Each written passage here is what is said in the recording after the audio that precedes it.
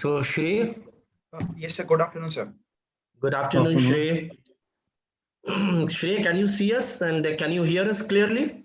Yes, sir. All right. So, Shrey, you are from Muzaffarpur, Bihar, and you have done your computer science and engineering, Yes, sir. and you are very fond of football and reading books. And you have mentioned two words here, MANGA. What is that? So manga is a Japanese comic novel. Okay. Acha, acha. And NANIME, what is that?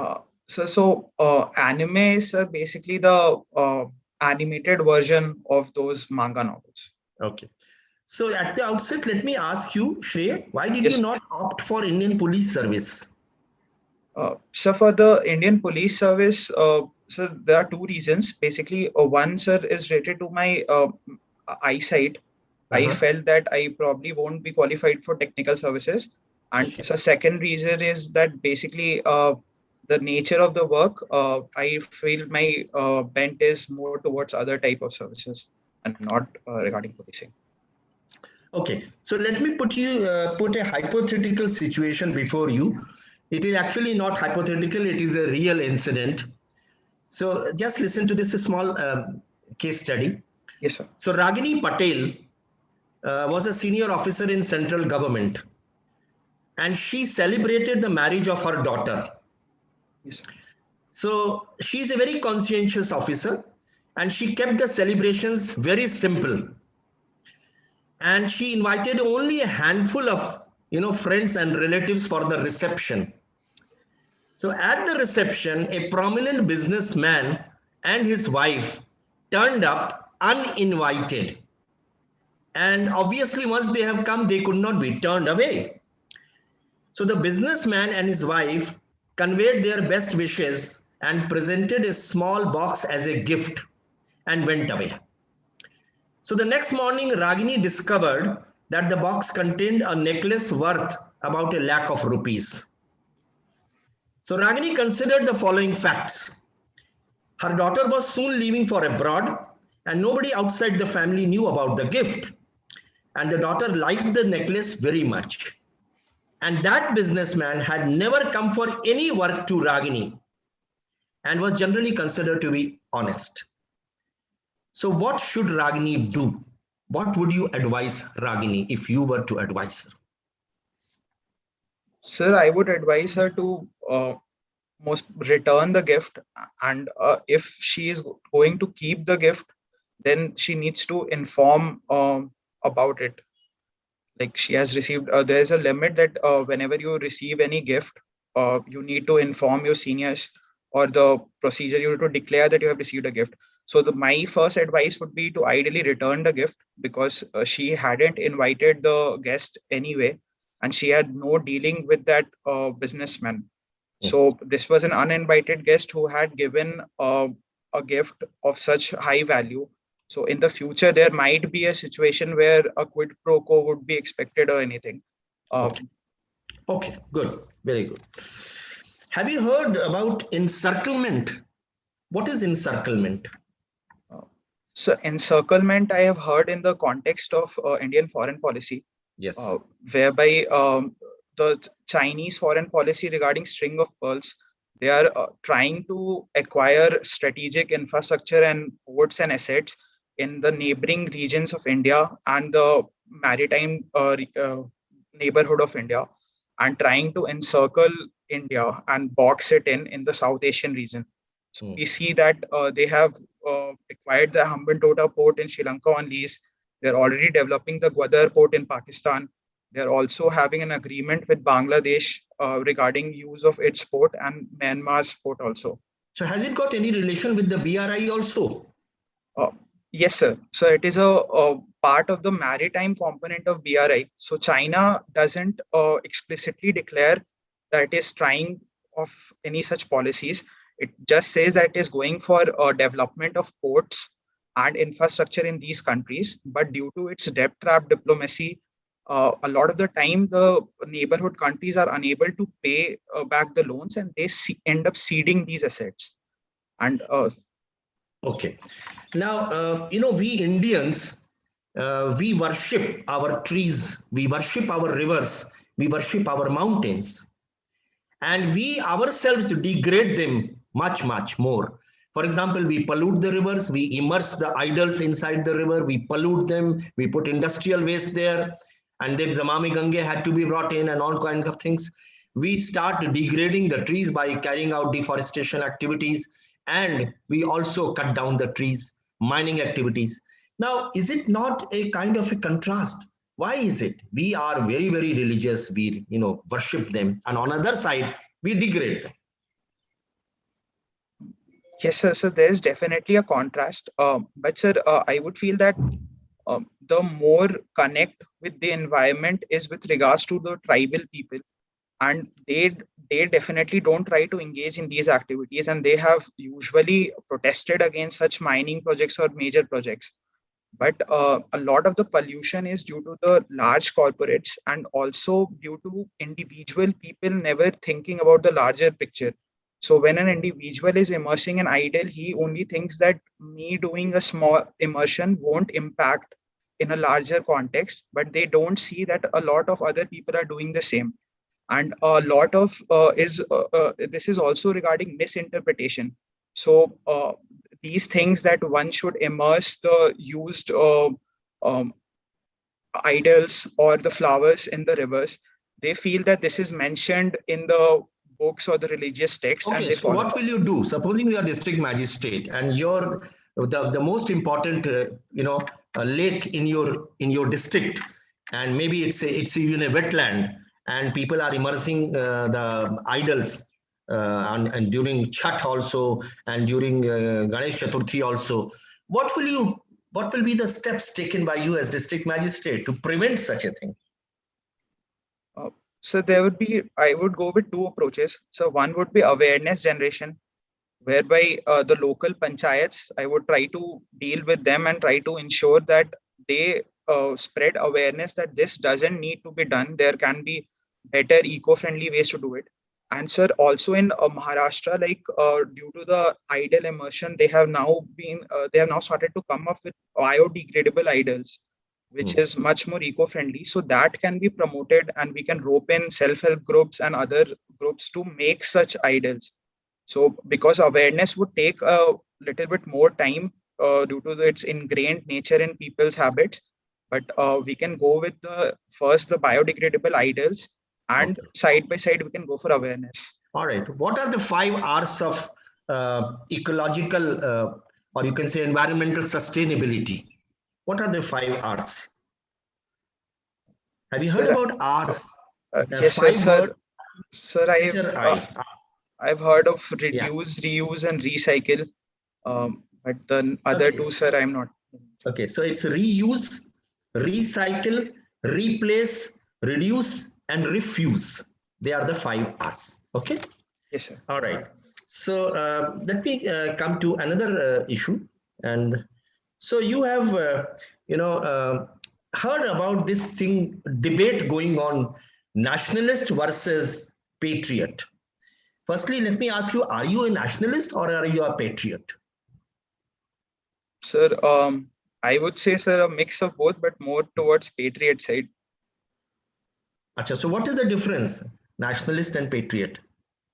Sir, what I understand is that a patriot is someone who has a strong love for his country and who is willing to sacrifice for his country, while a nationalist is someone who only gives priority to his nation in every context. Like nation comes above everything else. So All right, that, that's fine. Let's ask one last thing regarding your subject, computer science and engineering. yes, sir. It's an acronym in computers. It's called GIGO. What is GIGO? Sir, sorry, sir, I'm not aware of that. Come on, I'm sure you must be knowing GIGO. It is in Hindi, it is you translate it, Jaisi karni vaisi bharni. As you sow, so you reap. Now tell me, Um, sir, sir, I'm not garbage sure. in, garbage out. Oh, sorry, sir, I haven't heard it. Seen. Okay, all right. Thank you, Shrey. Avdesh ji.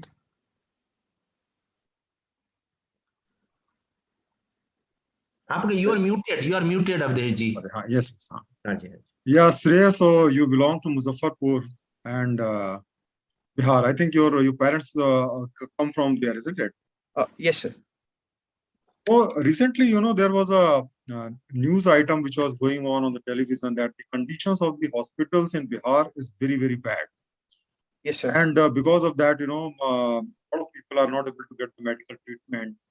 So what should you do? Suppose you are in the administrative service and a health secretary, let us say, then what steps should be taken? Why the condition of Bihar medical condition is so bad, and how we can improve that? Sir, the condition is bad because of multiple reasons. So definitely there is one, there is finance crunch. Sir, other, there is an issue with regards to the availability of doctors itself. So Bihar has the worst doctor-patient ratio in India. For every 47,000 doctors, for every 47,000 person, there is one doctor. A lot of this also happens because Bihar doesn't have the medical colleges. So a lot of the people go outside to study and they settle in other parts of the country. So apart from that, there is definitely an issue with implementation of schemes as well as with overall supervision of these colleges. A lot of the health sector in Bihar is private sector dominated. So the private sector beds outnumber the government sector's bed, and there is lack of data with regards to availability of beds and doctors. So the government sector has always been exposed in this regard in Bihar. So what can be done with regards to this is like we already have schemes like Swasth Suraksha Yojana, which is with regards to building of AIMS and other medical colleges. So that needs to be built in priority. We need to ensure that a lot of the vacancies in the primary health centers need to be filled. So a manpower crunch cannot be tackled any other way. So apart from that, we need to like kind of work with the private sector and ensure that they contribute on their behalf uh, in times of crisis at least, whereby they open their hospitals and maybe try to contribute to this health sector by having some days where they can treat people for free. So a few of the doctors are already doing that, but that needs to be encouraged. And so CSR needs to be used more for health sector activities and education apart from any other field at this moment. Can you make the private doctors work for free? I mean, is there any provision? Can you rely on them that they have to work on free?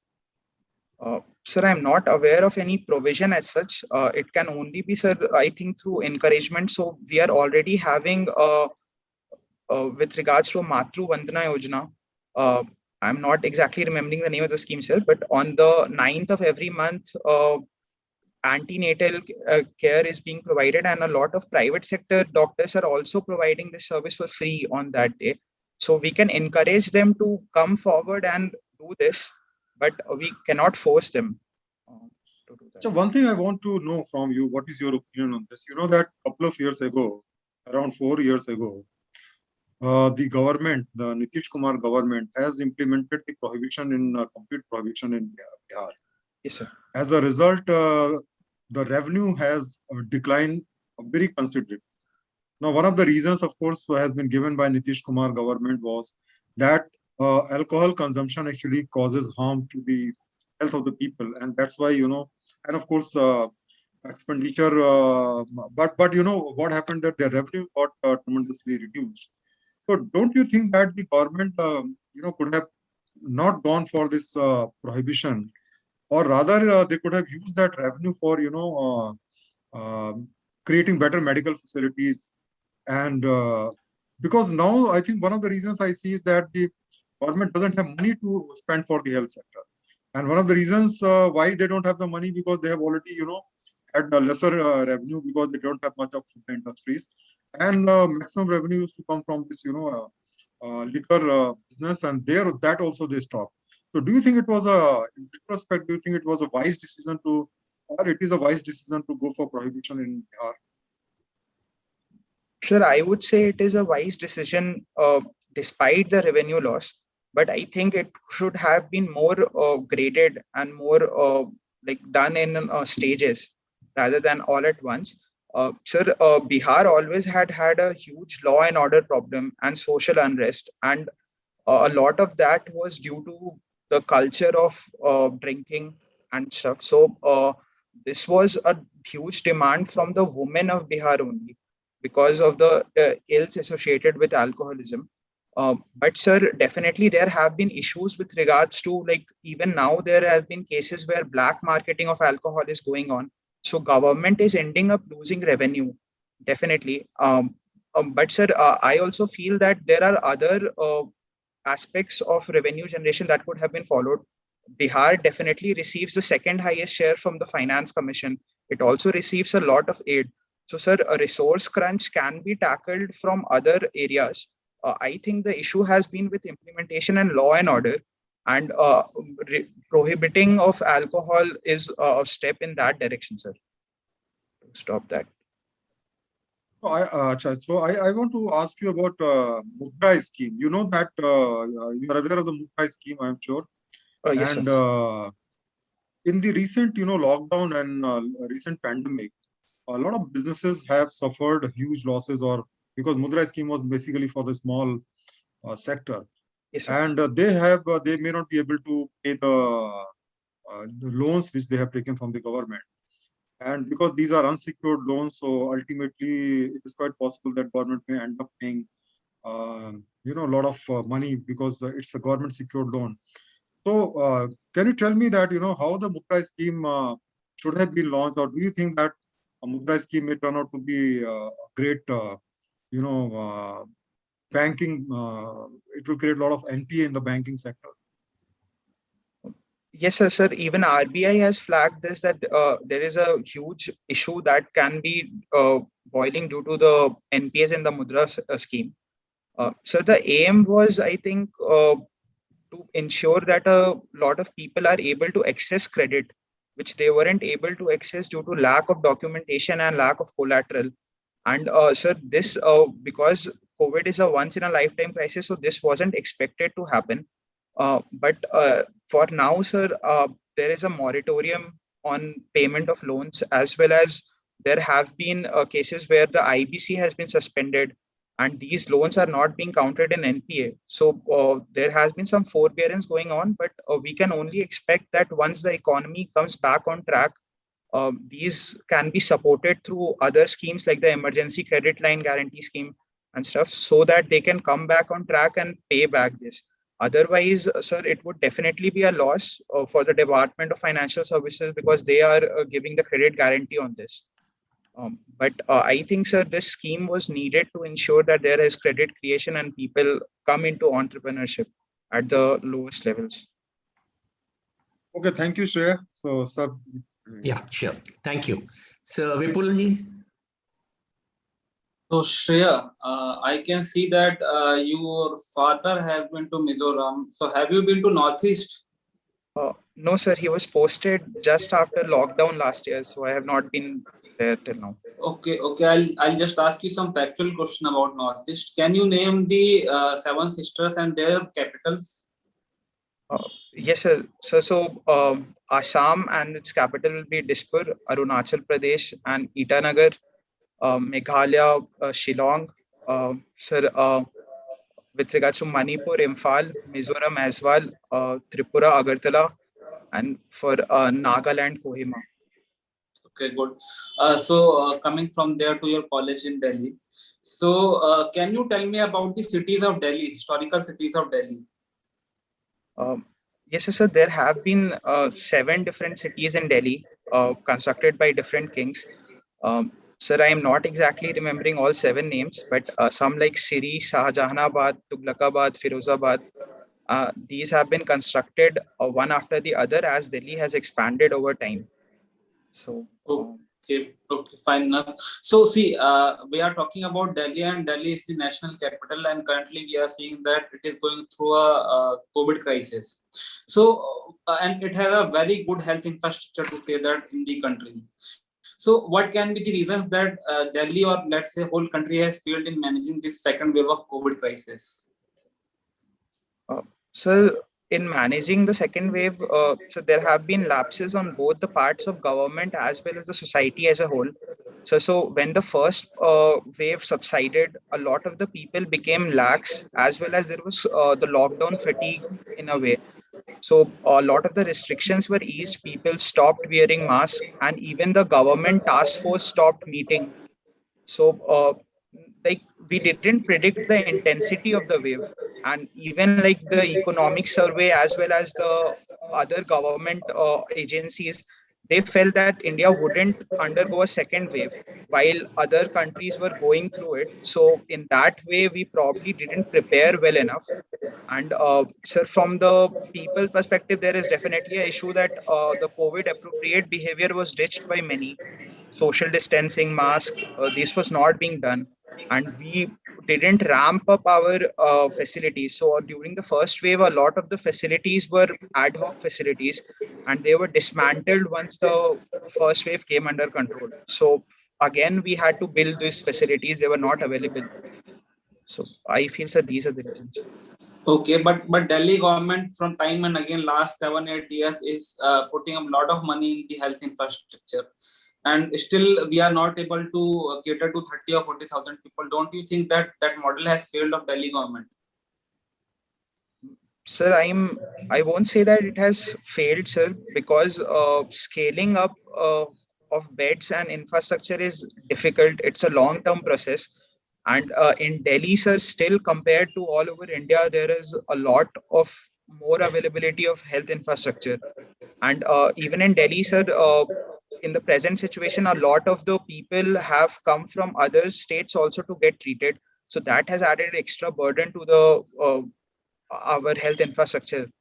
So definitely, sir, it needs to be scaled up, but I wouldn't say it has failed. There have been some issues like oxygen plants weren't set up, even though there was scheme for that, or there it was being planned, but it wasn't done. So those issues could have been taken care of. Okay, so suppose if somebody doesn't get a bed in Delhi or anywhere in the country, and he wishes to invoke his fundamental rights, so can he go to the courts? And if he'll go to the court, which article he can invoke from the constitution? Sir, he can definitely approach the courts. He can go to Supreme Court under Article 32 or the High Courts under Article 226. And sir, definitely, if he's not able to get a bed during crisis, then his right to health under Article 21 is getting violated. But if there isn't any availability, then like at that moment, I don't think courts would also be able to help him. Okay, fine. Moving to environment, I just want to ask. Delhi has a lot of environmental issues and the pollution issues, and Delhi government tried to come up with the odd-even system also, but that actually didn't survive, or I would say succeed. So, what are the causes that have caused this pollution in Delhi, and what are the solutions for that? Sir, there are multiple causes, sir, anthropogenic as well as natural. So in the adjoining regions of Delhi, Punjab, Haryana, there is the issue of stubble burning. And sir, that issue is also due to the faulty policies of the governments, which has cut down the sowing period. So because of that, a lot of the farmers go for stubble burning to clear their leftover faster. And because of the wind conditions, sir, during the November-December period, India is under the influence of the westerly winds in the northern part. So the western disturbance that brings the polluted air from Punjab, Haryana, as well as the dust from Rajasthan into Delhi. Also, sir, Delhi has a lot of construction activities going on. And because it is unregulated in many areas and the proper rules are not being followed, a lot of dust is due to that also. And another aspect is a lot of the transportation, sir. So because of a huge growth in transport and owning of cars in Delhi, a lot of pollution is from that also, sir. And for sir, dealing with this, there has already been earlier there was a environmental protection control agency which was looking after this, and they had last year in October, the government came up with a national commission on air quality management. It has unfortunately lapsed in March, but it was a good step in that direction, that an overarching authority which has representation from all the affected states, they can come together and make policies. And the government is already like giving subsidies to Punjab, Haryana, and in fact UP government also, to ensure that they encourage their farmers not to burn the stubble. So these are being done, sir. So you are telling that government is taking so much steps, but in last 2 years the quality of air has not improved. I mean, now we are wearing mask for COVID, but from last 2 years people in Delhi wearing mask for the pollution. So I mean, these are merely talk shops only then. Sir, definitely there is a issue with regards to like how this is being implemented. There needs to be a policy change in Punjab and Haryana with regards to their allowing of greater period for sowing, and with regards to stubble management, they are not being able to force the farmers to change their methods. So they need to encourage them to change their methods, and this is taking time, sir. And apart from that, there have been like crackdown on illegal constructions, as well as uh, phasing out of old vehicles. But sir, all of these steps would definitely take some time to bear some fruit. Okay. I'll ask you final questions about your computer science engineering. You have very good score in this computer science. Can you tell me something about TCP IP model? So TCP IP model is one of the models in the net. It is one of the network protocols for transfer of data across networks. So, sir, IP Internet Protocol is basically a packet which encapsulates the data which needs to be transferred.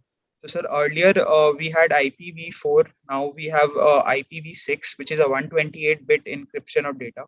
Sorry, not encryption, encapsulation of data to transfer over the networks. And sir, this comes at, I think, in the network layers, there are around 7 networks, and TCP IP operates at the 4th layer of the transport layer, sir.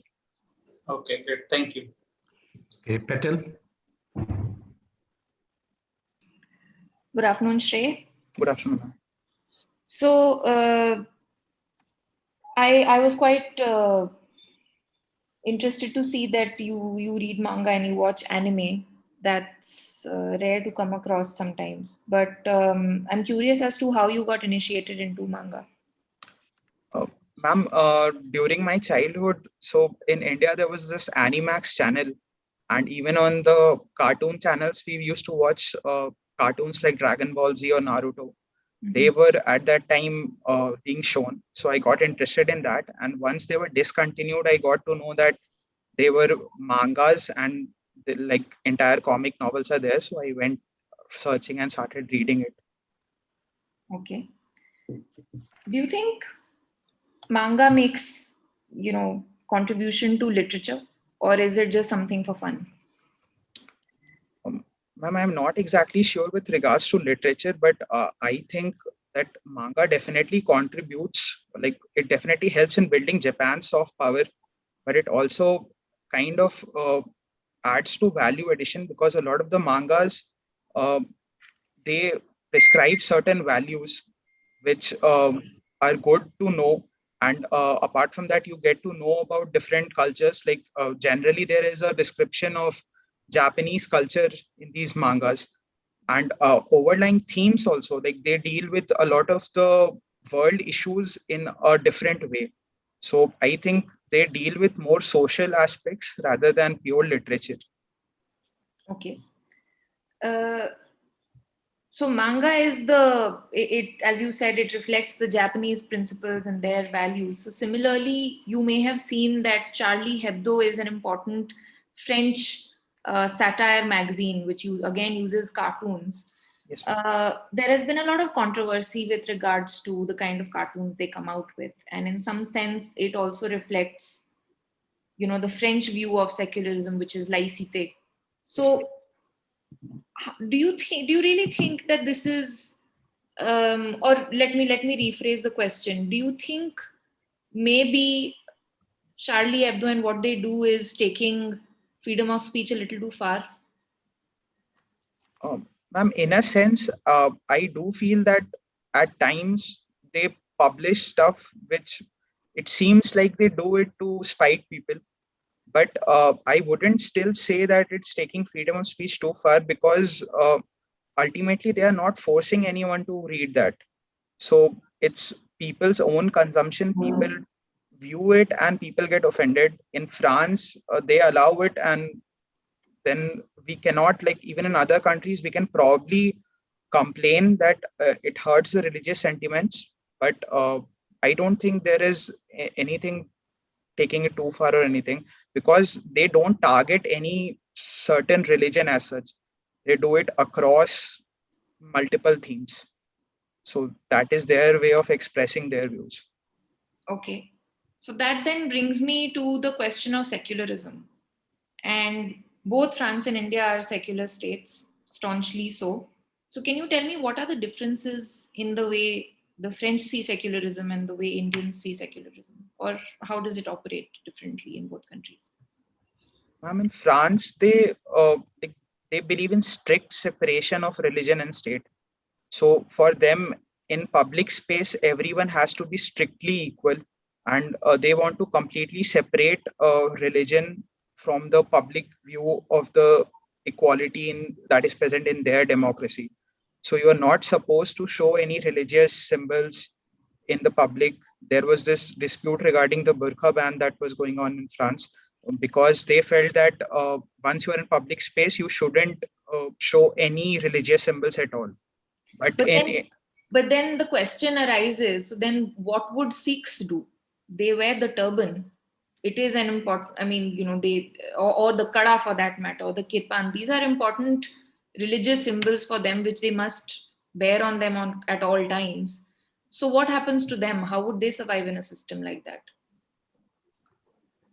I feel they will need to represent their views, and probably India as a country can diplomatically represent these views, that this is important for them, and to ensure that France gives them leeway in this regard.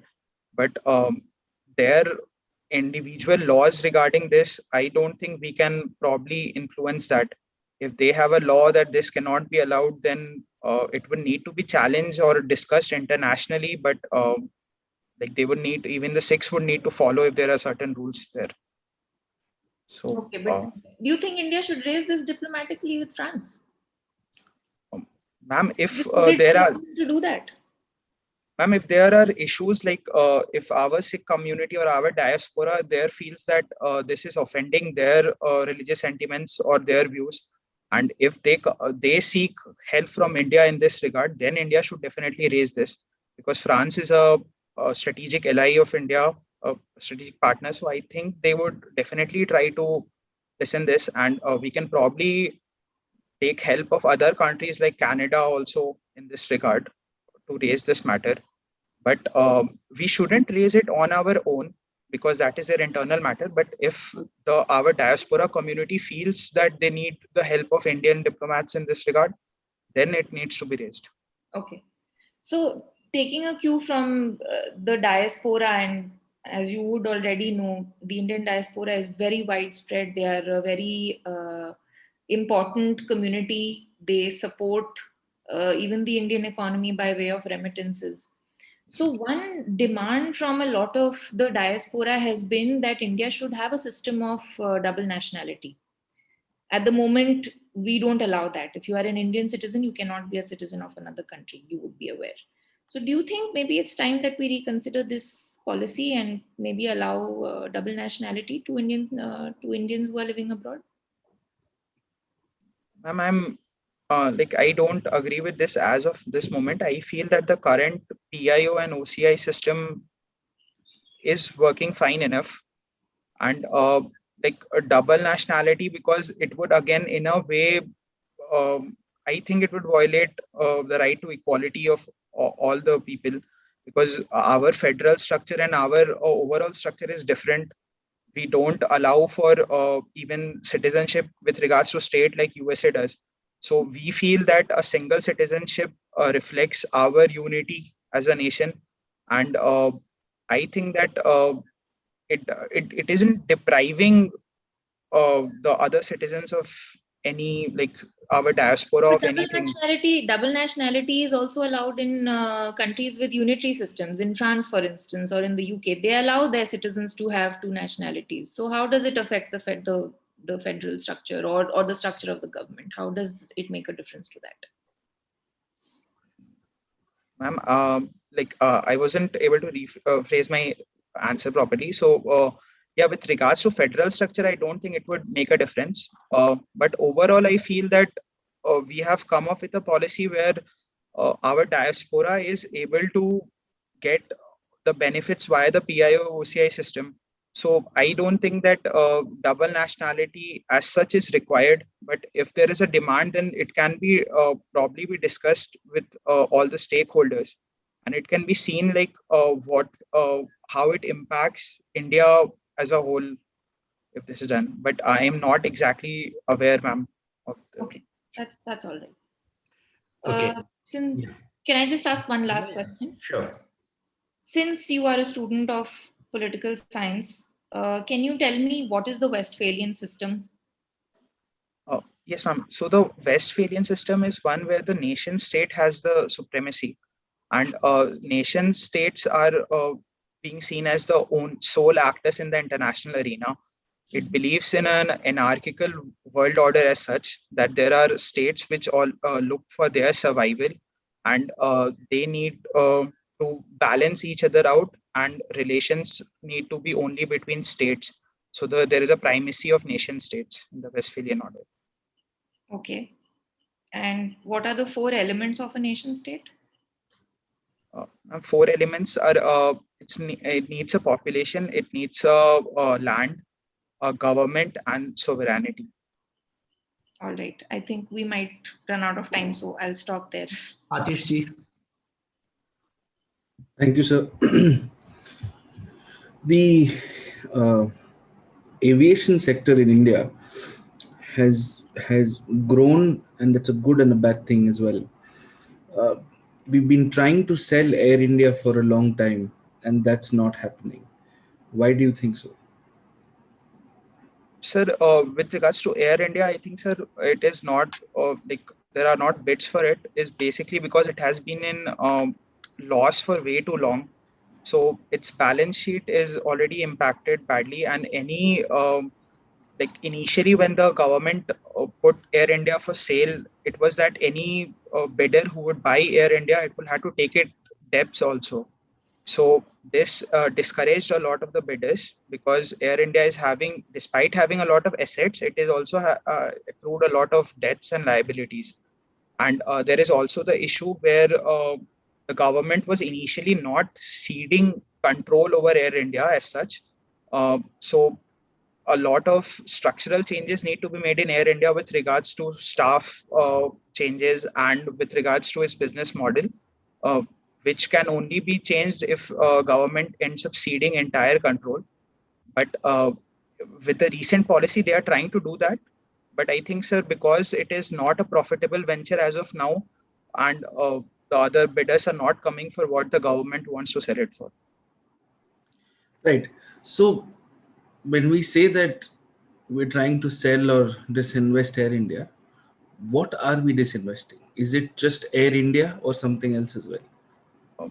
Sir, apart from like Air India, we are disinvesting some of its assets with regards to its land, its own, it building the buildings which Air India owns, its flights, as well as its place like That's Air India. That's Air India. Yeah. Includes your fleet, your equipment, everything. Apart from that, is there anything else that we're trying to sell that is government owned in aviation? Sir, in aviation, we are trying to send the Pavan Hans, the helicopter part, and apart from that, I think, sir, we are in the airports, we are trying to sell the management control in a way like of the airports, the non-strategic management, as well as the land and operations of the airports. And All right. What do you understand by corporate social responsibility? So corporate social responsibility has been introduced by the Companies Act. It is basically a scheme whereby India expects the corporates in the country to contribute towards the social sector of the country and to development as a whole, whereby they are expected to part with a certain part of their profit, 2%. So if a company if a company who's eligible, uh, for a company who's eligible to pay corporate social responsibility dues, right? Or is supposed to invest, or is supposed to divest a certain amount of funds, and they don't, what happens? What do you do? What is the legal action against companies who are not fulfilling compliance requirements under corporate social responsibility? Sir, earlier it was a criminal offense if they didn't follow this, but it has been decriminalized now. So it is now a civil offense, I guess. So extra penalties would be put on them.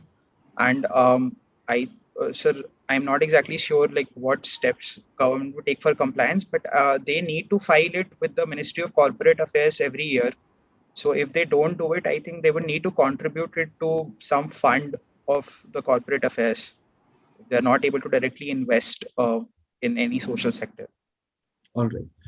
Now, recently, we've made certain amendments to the ways NGOs in India can accept foreign funds.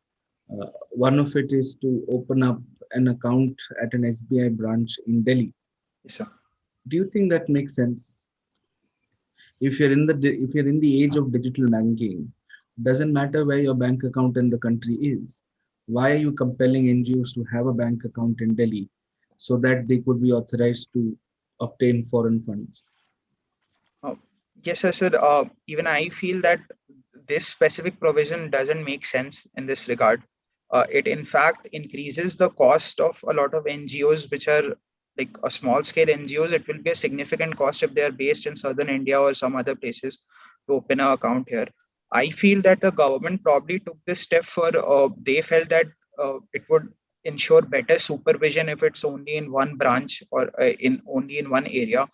But in the digital age, I don't think that this should have been done. I feel that any bank or could be equally monitored if this was done. Do you agree with the rest of the provisions that have been recently added as amendments to the law?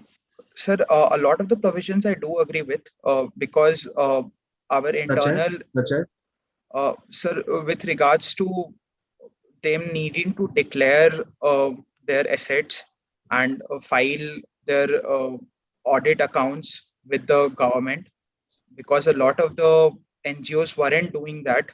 And sir, apart from that, uh, certain other provisions which are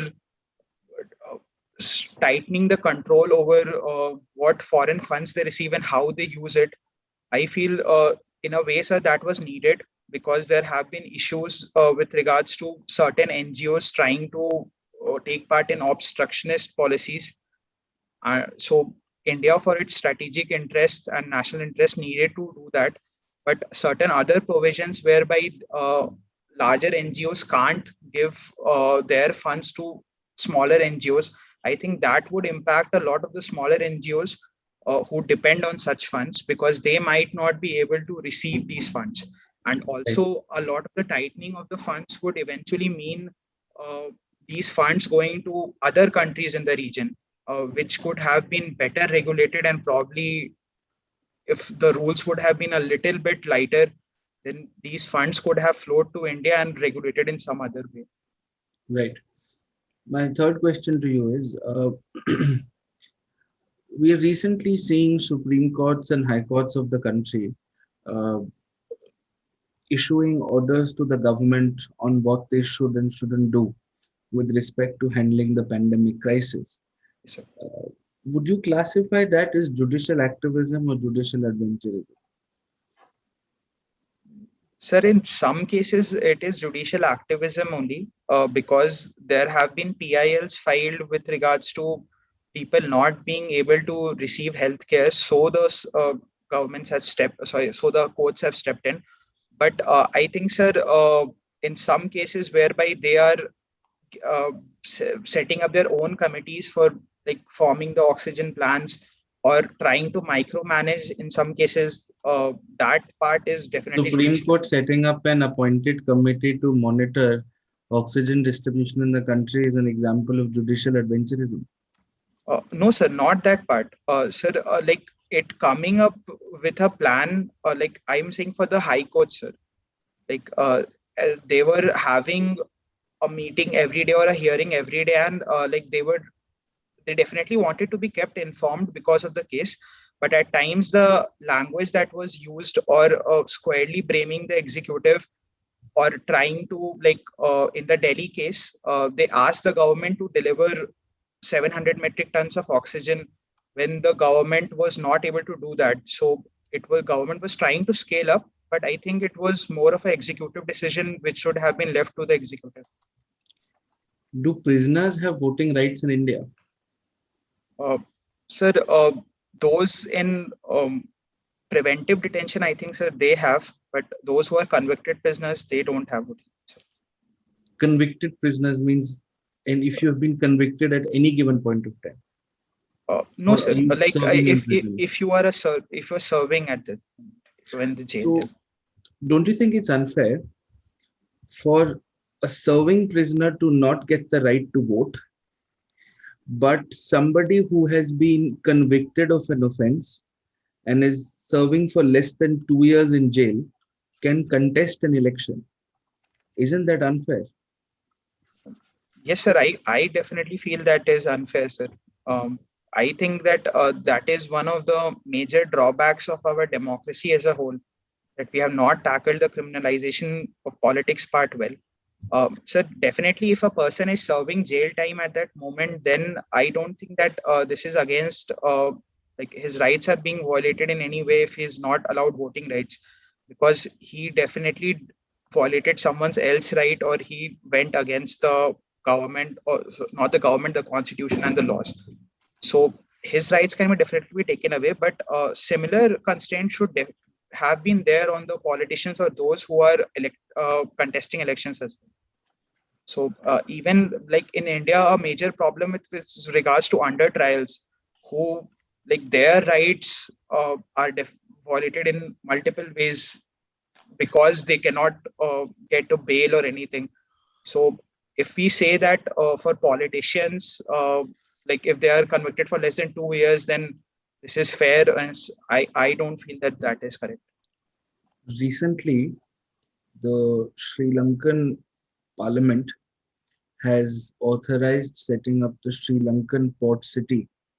Right? So, What do you think is the impact of that? What is the Colombo port city, by the way? What do you understand of it? so this is another project of Chinese government or the Chinese sector in Sri Lanka, whereby they are saying that they will develop the Colombo port for Sri Lanka, but they wanted leeways with regards to relaxation in the laws of the region. So they want a kind of a special economic zone with a lot of relaxed laws and norms for developing this. So So is the Colombo port city going to become the next Cayman Islands or the next tax-free havens, the next Dubai of the world? And is that necessarily something good? sir, I'm not sure that they would become next tax haven. I feel that it will be more to benefit Chinese interest as such, those who are investing in that region. I don't think it is completely open for the international community at large. So I think it would mostly be beneficial for the Chinese government and harmful for the Sri Lankan economy as a whole. But sir, I have not gone through the exact details. So probably if they are going for special economic zones or very reduced tax rates, then it can definitely become one of those tax havens because of Sri Lanka's strategic position in the Indian Ocean. But I think, like currently, I don't think that that is their plan. Uh, who regulates the sport of football in India? So the All India Football Federation regulates it, Is and it a government-owned body? sir, I don't think it is a government-owned body, sir. Right. So if the All India Football Federation isn't a government-owned body, Is BCCI a government-owned body? No, sir. Why are there such stark differences in the outcome of both of these two sports in the country? Why isn't football doing so well as cricket in India?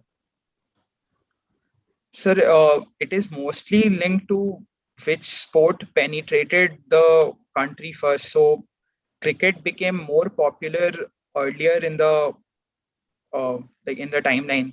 So a lot of the people, like historically, India had sports in the tribal areas which was similar to football, but the general populace, they started playing cricket due to the British influence, and like people probably enjoyed that sport more, and India was more successful in cricket, so that India to the next generation who got influenced by that. So I think, sir, the Where space. where is Sorry, the next football World Cup going to be held? so it's next year in Qatar, sir. Are you aware of any controversy or any issue regarding the regarding Qatar hosting Football World Cup? Yes, sir. Sir, so there have been allegations of human rights violations of the workers who have been working in the for building the stadiums, and as well as the city where the World Cup final would be hosted. So a lot of the Nordic countries have raised this issue very publicly in their international matches. They have openly criticized Qatar, and they have asked FIFA to not host the World Cup in Qatar.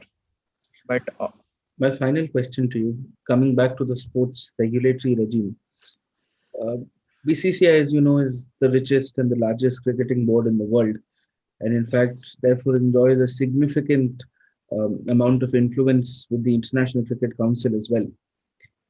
Don't you think BCCI should come under the regulatory ambience of the state? yes, sir, Regulatory ambit of the state, sorry. yes, sir, in a way, I do feel that BCCI should be regulated by the state because of the influence that it has on the sport as a whole, and the importance of the sport for India as such. A lot of the people regard cricket as very important parts of their life. So I think knowing what BCCI is doing, better regulation is definitely needed with regards to their finances and how they run the sport.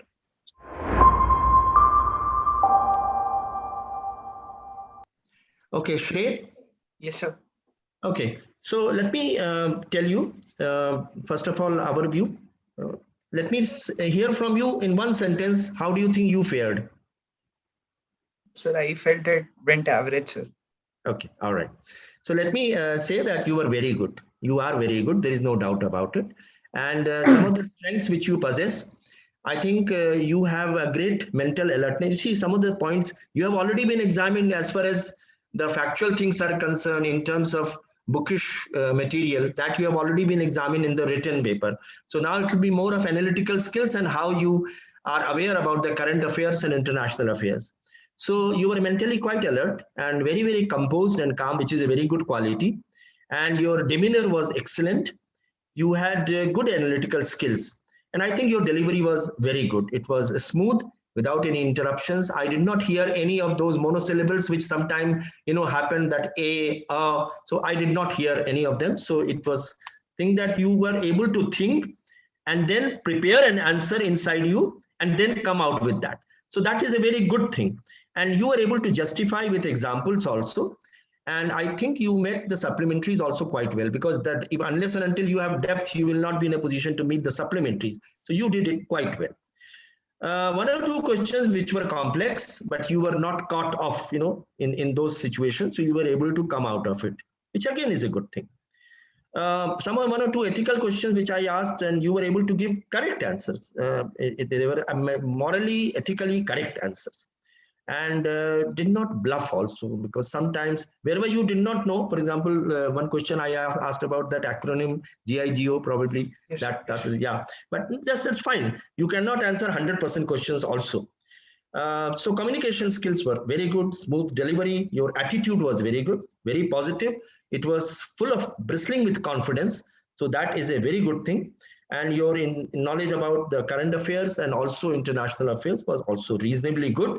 And environment also you were able to touch upon with a fair amount of knowledge. So the depth of knowledge, everything was there. Knowledge was the one good thing was that we were able to ask you a diversity of questions, and you were able to come out fairly well in respect of all those questions. So there was a full spectrum of knowledge which you possess. So overall, I would say you have a good, well-rounded personality, and you stand a very good chance of getting very high good marks in your personality test if you perform in this manner. And of course, the final result will depend upon your written marks also, written score also.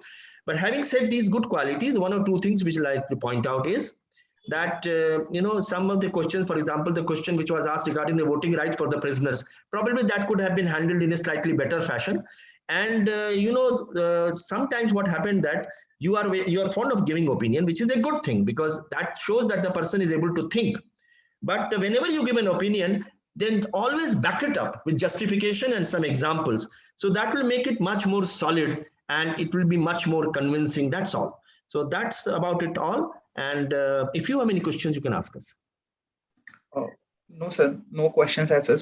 Sir, basically, currently my preparation was not that good because of even Atish sir asked about FCRA. I had read about it but due to COVID for the past month, I was not able to do anything. It's not possible, you see. But just to say this, that you have a fairly good knowledge, but no reason for complacency. It's a very good chance which you have got, and amount of knowledge which you have already got, just tap it up with some more knowledge and depth, and you will come out with flying colors. This much I can say. But you have to go on, preparing. 100% preparation is not possible. The sky is the limit. You can't have the Shrey, Sir, if I'm not mistaken, you had written me an email about 2 weeks ago regarding the fact that you had COVID, right? Yes, sir. You had a one-on-one. Sir, so I had a bad case of COVID, and then once I recovered, I got chickenpox. Oh, I see. Oh. Sir, one doubt I had, sir, in my DAF, there are a lot of places mentioned. So, I was born in Muzaffarpur, Bihar, but I have lived all my life in Ghaziabad. I've studied in Delhi, I have worked in Mumbai and Bangalore, and my father is currently in Mizoram. So I get confused as to how should I study these regions? I talked to Abhishek Saraf sir in Unacademy only in the DAF session, and he told that to do a comparative analysis of these cities, Delhi versus Bangalore, Delhi versus Mumbai. But because I have not visited a lot of places, I have mostly been confined to my home. So a lot of my knowledge is very bookish in this sense. DAF is something which you have written yourself. So naturally questions will be put up on those things regarding all the cities where you have been either born or stayed. So question will be put. Yes, one way is just comparing the cities. That is only one thing. But any kind of question can be put up to you. So be prepared for all cities. The basic fundamental information, demographic, all the knowledge, agricultural crops in that state and so on. So everything, industries. So you need to be prepared because the state to which you belong here in this case, it happens to be a more or less a cosmopolitan thing. So need to be prepared about it. But you see, what I'm trying to say is that you have a fairly good knowledge otherwise. So you will do very well. I'm quite confident about it. So just go back, and DAF is especially the area where you have to concentrate because it is written by you only. So don't leave out anything. If you say I don't know in a question relating to DAF, then probably it will not be presenting a very good picture because it's your own thing.